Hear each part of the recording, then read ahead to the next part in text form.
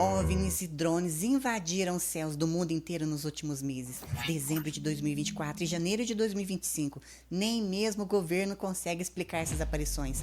Será que essas manifestações estão conectadas com algo muito maior? Algo que talvez William Morris tenha visto além das barreiras geladas da Antártida?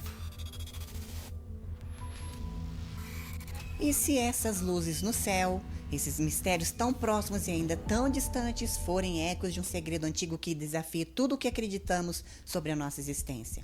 Hoje não estou aqui para te esclarecer, estou aqui para te confundir. Quero trazer você comigo em uma reflexão mais profunda, uma jornada além do óbvio e questionar e desafiar o sistema que nos cerca. Te convido a escolher a pílula da verdade, sair da caixa e pensar como eu. Vamos juntos explorar as conexões entre o desconhecido nos céus e os mistérios escondidos além do gelo. É hora de deixar as narrativas impostas para trás e seguir rumo à descoberta de algo que pode mudar para sempre o nosso entendimento do mundo. Vem comigo!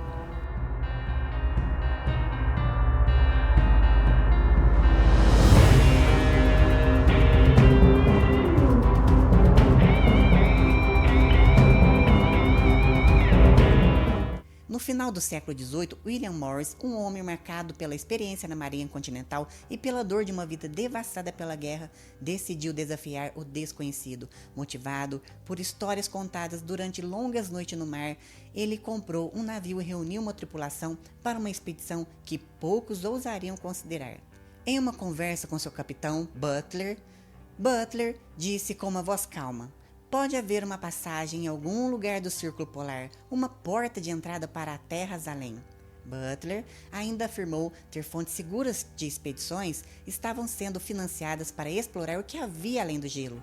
Motivado por histórias contadas durante longas noites no mar, William estava determinado. Após o final da guerra, William comprou um navio e, com a tripulação pronta e com o apoio de seu capitão Butler, apesar de ter hesitado inicialmente, e seu companheiro Finch, a aventura estava prestes a começar. Mas uma coisa inusitada aconteceu. Dias antes da partida, Morris foi visitado por homens estranhos que o alertaram sobre os custódios, uma força sombria e silenciosa que supostamente governava nas sombras, controlando as informações e limitando as descobertas além das fronteiras do mundo conhecido. Esses homens mostraram a ele manuscritos antigos e decretos que falavam de punições severas para quem ousasse ultrapassar os limites impostos. Um dos homens estranhos falou: "Eles não estão felizes com a sua viagem." Finch, seu camarada, disse: "O manuscrito pertence aos custódios, os deuses do sol, como eles se autodenominam." Finch incentivou William Morris a cancelar a viagem, alertando William. Apesar dos avisos, Morris não recuou. Havia algo mais forte dentro dele, a convicção de que a humanidade tinha o direito de saber a verdade. Quando sua equipe se reuniu para discutir os últimos detalhes da viagem, William tentou entrar em contato com Butler, mas ele havia desaparecido há dias. A situação ficou tensa. Sem Butler, o plano parecia ter ido por água abaixo. Butler permaneceu desaparecido por dias, até que uma manhã, Butler bateu à porta de William. Para surpresa de William, Butler estava com uma bolsa cheia de suprimentos e animado para a partida. Butler disse: "É hora de partir, camaradas." Butler desenrolou um grande mapa na sala de William, onde havia terras vastas e desconhecidas. William perguntou a Butler: "Você conhece os custódios?" Butler respondeu: "Eles são os antigos construtores das pirâmides e eles não desejam que cruzemos o Polo Sul." Butler ainda completou: "Se não partimos hoje, talvez nunca tenhamos outra chance." Com urgência, William reuniu toda a tripulação partindo de Charleston, rumo ao sul em direção ao desconhecido. O plano parecia simples: chegar à Antártida em 140 dias. A travessia foi desafiadora. Ondas gigantes, tempestades implacáveis e a constante ameaça de traição testaram a determinação da tripulação. Mas o momento mais surreal veio quando chegaram à imensa parede de gelo. Ali a paisagem mudava drasticamente. Montanhas de gelo se erguiam como guardiões imponentes, refletindo luzes incomuns que o preenchiam de admiração e temor. Sob a liderança firme de Butler, encontraram uma passagem estreita que parecia guiá-los para algo muito maior.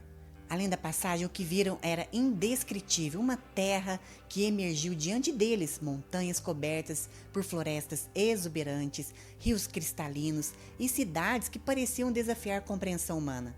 Butler gritou em tom triunfante: "Conseguimos!" A tripulação, em meio a gritos de alegria, comemoraram. Mas à medida que o navio avançava em meio às paredes, o gelo ia desaparecendo.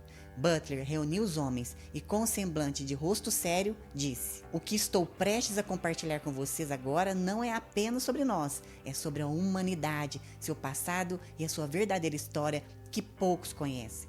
Enquanto Butler falava para a tripulação, uma nave colossal apareceu no horizonte, vindo direto na direção deles. Um dos homens subiu para ver melhor e disse, alertando: "Eles estão vindo em nossa direção, é gigantesco."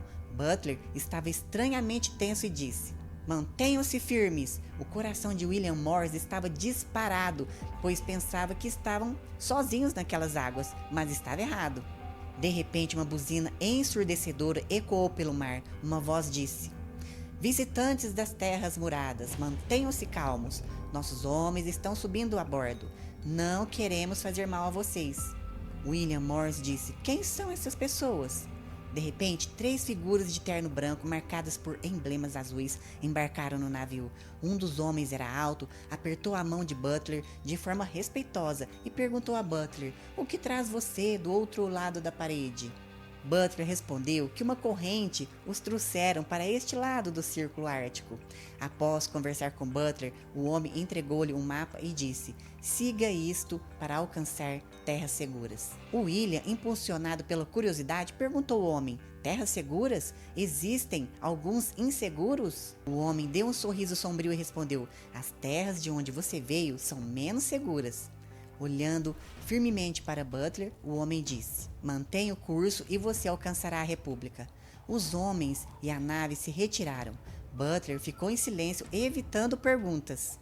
Lembrou a tripulação das semanas que se passaram e dos interesses que se opunham à sua jornada e disse: "Fiquem alertas, estamos numa zona de guerra, quer vejamos o inimigo ou não." E continuaram a viagem. Os dias foram se passando até que numa noite escura apareceram luzes no horizonte, uma cidade iluminada e surreal.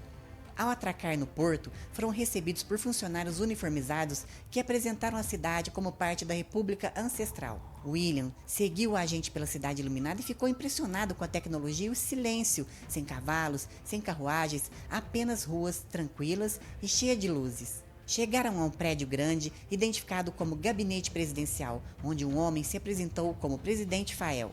Fael se dirigiu a Morris dizendo: "Sr. Morris, gostaria que tivesse chegado em melhores circunstâncias. Sua jornada através das paredes complicou as coisas. Serei breve. Estamos no meio de uma guerra antiga e seu povo faz parte do que chamamos de velha humanidade."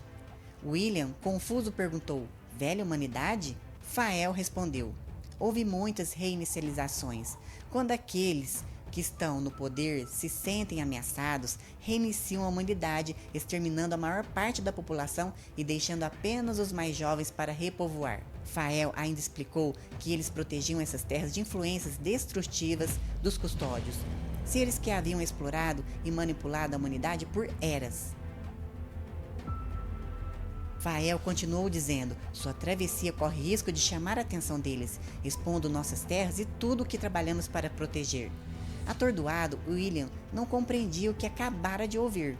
De volta ao convés do navio, ele compartilhou as informações com a tripulação. Enquanto conversava com a tripulação, sentiram o chão tremer e os alarmes da cidade soarem. Enquanto chamas e o caos surgiam ao redor deles, eles estavam em meio à guerra. De repente, pairava no ar pequenas esferas prateadas com luzes vermelhas, observando a devastação. William Morris e toda a tripulação resolveram buscar abrigo no gabinete do presidente. Enquanto se dirigiam para o prédio do gabinete do presidente, Morris percebeu que havia perdido parte de sua tripulação em meio ao caos da guerra. O céu mudou de cor para um vermelho escuro, como se estivesse um eclipse somado a um ar misterioso. Morris sentiu o dever de ajudar a defender a cidade. Já dentro do prédio do presidente, avistou Butler e Fael do outro lado do salão. O rosto de Fael estava tenso. Fael dava ordens através de um pequeno comunicador dizendo: "Precisamos do apoio dos Anakin." Butler disse a William: "Eles estão chamando os Guerreiros do Sul. Eles não são apenas guerreiros, foram eles que nos trouxeram aqui antes da última reinicialização." Butler ainda completou: "Precisamos reunir a equipe para seguirmos o próximo destino." William estava tomado por dúvidas e incertezas e perguntou a Butler: "Para onde estamos indo?" Butler, com uma expressão calma, respondeu: "Está na hora de você saber a verdade. Eu pertenço a essas guerras, William. Meu Deus, meu Deus. Eu carrego o sangue dos antigos. O que você viu aqui é apenas a continuação de uma guerra que começou muito antes de nós. Estamos indo para as terras dos Anakin, aquele que nos ajudaram a cruzar as muralhas de gelo há muito tempo." Chegando no navio, William estava em estado de choque, deitou-se na cama, estava tentando digerir toda aquela informação que acabara de receber. Apesar de estarem no navio, eles não tinham como deixar a cidade. Depois de um sono agitado, William foi acordado por gritos de Butler se dirigindo aos tripulantes. William, sem saber o que estava acontecendo, foi informado que um inimigo estava atacando a cidade novamente. Butler reuniu a equipe e se moveram rapidamente pelos corredores assustados em direção ao ponto de evacuação da cidade.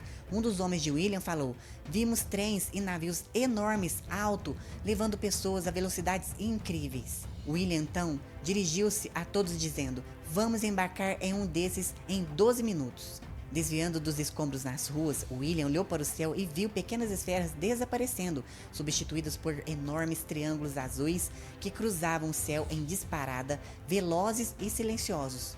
Butler disse: "Esses Iron Bloods estão do nosso lado, estão expulsando o inimigo." Chegando ao ponto, uma plataforma prateada, os agentes os levaram até um navio grande e azul, com interior espaçoso e elegante. Eles viajaram por túneis em meio à escuridão até emergirem em campos exuberantes e pomares intermináveis que cercavam a cidade renascer. Terra linda, vibrante, cheia de vida. William pensou ter visto o Éden, mas Butler, com um tom sombrio, disse: "Eles envenenaram o ar lá, William. O objetivo dos custódios é encurtar a expectativa de vida, garantindo que as gerações morram jovens sem questionar." William, atordoado, olhou para Butler e disse: "Você quer dizer que eles estão nos controlando e nos enfraquecendo?" Butler respondeu: "Sim, aqui as pessoas vivem 3 vezes mais." O navio chegou à capital chamada A Arca, ou El Arca.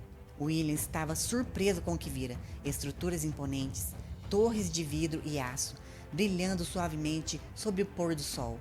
Transportes voadores silenciosos deslizavam no alto e no ar. Também no céu era possível ver as esferas azuis. As ruas estavam cheias de pessoas e se movendo harmoniosamente. Com a equipe reunida, eles se dirigiram para pegar outro navio que se assemelhava com o que tinham abordado além do gelo. Butler disse: "Primeiro faremos uma parada na minha terra natal, depois iremos para as terras dos Anakin." Eles navegaram a uma velocidade incrível. Chegando na praia, Butler disse: "Bem-vindo à minha casa, camaradas." Em uma noite calma, William finalmente fez algumas perguntas a Butler. Antes de responder, Butler permaneceu com um olhar distante. Eles condicionaram suas mentes, William. Os guardiões criaram um mundo de ruído mental constante, tornando os humanos dependentes de pensamentos e percepções vulgares. Eles isolaram você da verdadeira essência humana, distraindo você com conflitos e medos sem fim. Butler ainda continuou: "Se as pessoas conhecessem a verdade, não viveriam presas nas correntes invisíveis, mantidas em ignorância por aqueles que desejam controlá-las." Chegando ao porto de Toth, foram recebidos por um homem alto com uma longa barba ruiva e uma mulher impressionante com cabelos dourados, todos os dois com mais de 2 metros de altura. A mulher se identificou como Sheki. O grupo seguiu Sheki até a vila, envolta de cúpulas imponentes, estátuas gigantes, paisagens exuberantes e águas cintilantes. Butler explicou a William: "Os gigantes de Toth carregam o sangue ancestral de humanos e gigantes. Certa vez, eles se uniram aos nossos ancestrais para resistir aos guardiões, formando o que a história conhece como a Grande Tartária. Foi uma aliança poderosa que mudou o curso das nossas terras." Sheki entregou a William um enorme livro com mapas e diagramas de terras, além de tudo o que havia imaginado. William perguntou a Sheki: quantas terras existem? Sheki respondeu: pelo menos 178 mundos. Folheando o livro, William parou em uma página marcada com o nome Terras Anunnaki. Sheki disse: os Anunnaki sempre foram hostis aos humanos e estão vinculados a um antigo tratado com os Guardiões.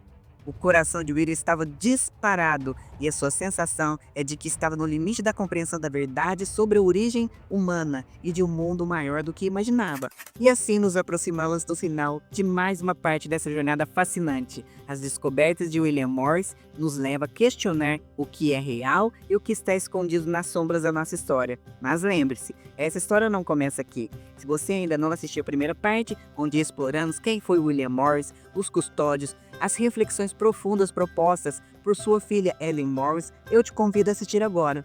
Você vai entender os conceitos que nos preparam para este capítulo e para os que estão por vir. E falando nos próximos capítulos, o próximo vídeo, parte 3, promete ser ainda mais intrigante. Vamos mergulhar em novos mistérios, as tecnologias além da compreensão humana, os mapas de terras desconhecidas e os encontros de William com os Guardiões. Será que ele encontrou respostas ou apenas mais perguntas? Então já sabe, né? Curta o vídeo, se inscreva no canal, ative o sininho das notificações para não perder nenhum detalhe. E compartilhe esse vídeo com quem, assim como você, também está buscando respostas. Vamos juntos continuar explorando os mistérios além das barreiras geladas. Te espero na próxima parte dessa jornada fascinante.